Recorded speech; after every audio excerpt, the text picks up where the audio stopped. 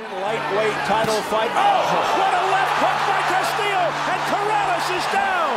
The mouthpiece comes out. 4, 5, 6, 7, 8. Come to me, come to me. You all right? You want to continue? Okay.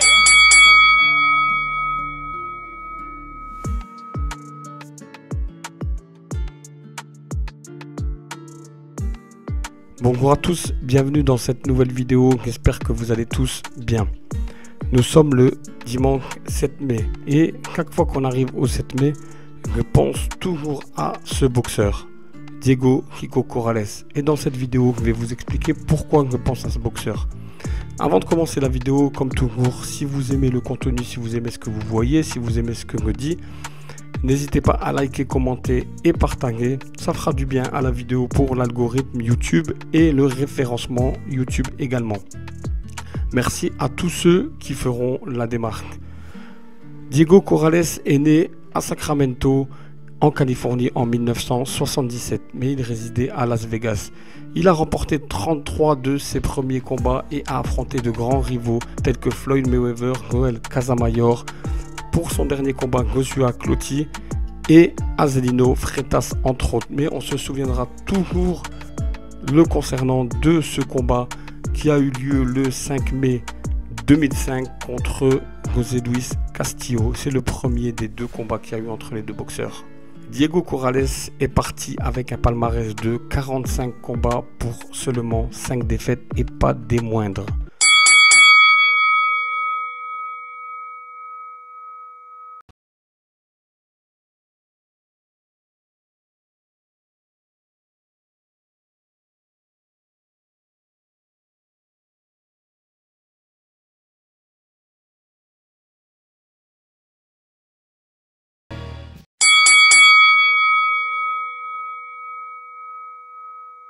Le boxeur Diego Corrales avait pour surnom Chico. Il n'a vécu que 29 ans et 9 mois sur cette terre.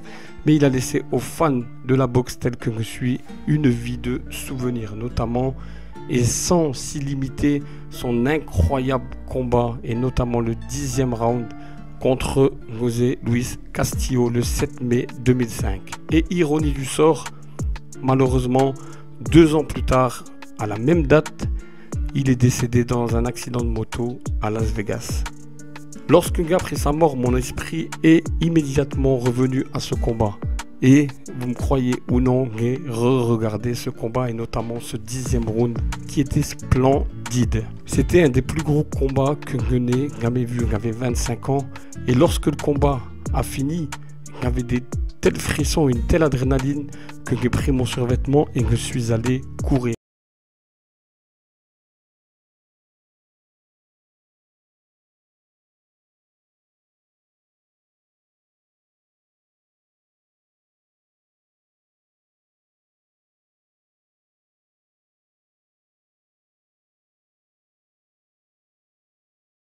Bien sûr, Diego Corrales n'était pas le meilleur boxeur de tous les temps, mais il était spécial. C'était un homme qui refusait d'abandonner, peu importe la gravité des circonstances.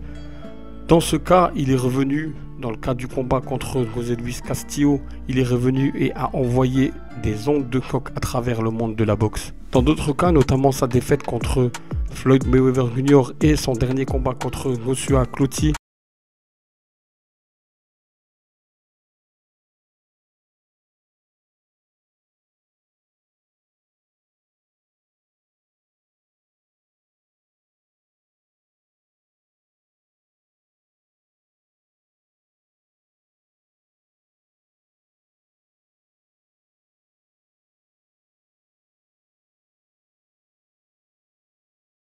jusqu'à qu'il n'avait plus rien à offrir. Même s'il ne restait qu'une infime chance, il allait jusqu'au bout de la cloche. Il allait jusqu'au bout de lui-même.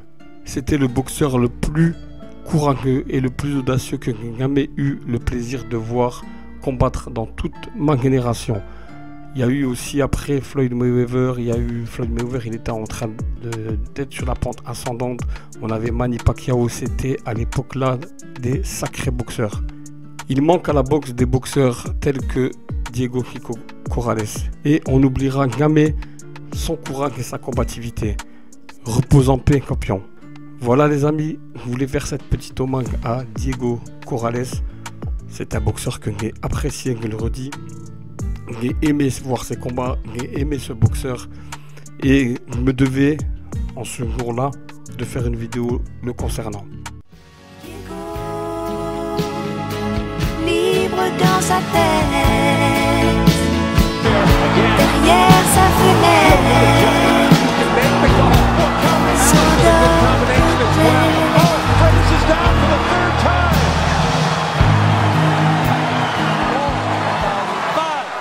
On arrivera à sortir la vidéo sur Cus D'Amato. Je vais essayer de la sortir la semaine prochaine.